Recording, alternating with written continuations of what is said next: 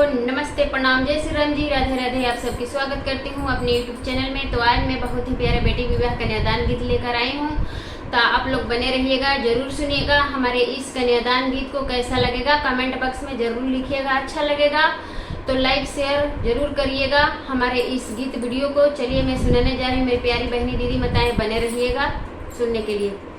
अरे छोटी गो माहलिया हो पापा, छोटी गो हो दुआरिया।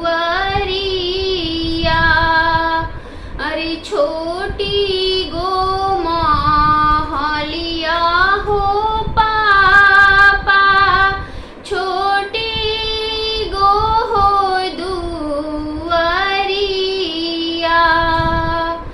अरे छोटी रे उमिरिया हो पापा, करेनी कन्या हो दानवा।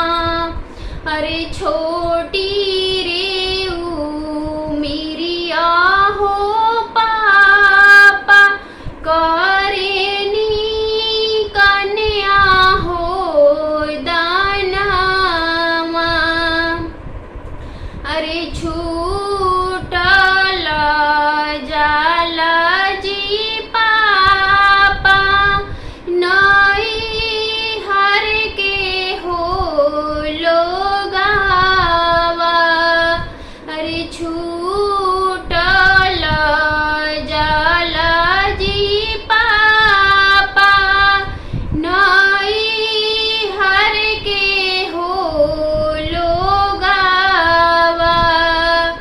अरे छूटल जाला जी पापा, सखियन के हो संगावा। अरे छूटल जाला जी पापा, सखियन के हो संगावा।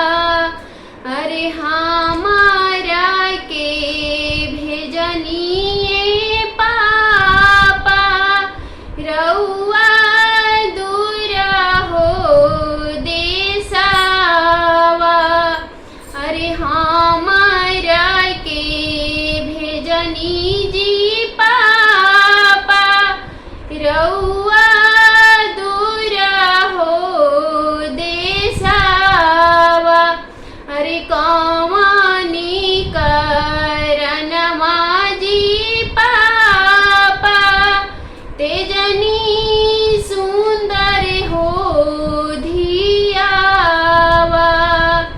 अरे कौमानी करनमा जी पापा, तेजनी सुंदर हो धियावा।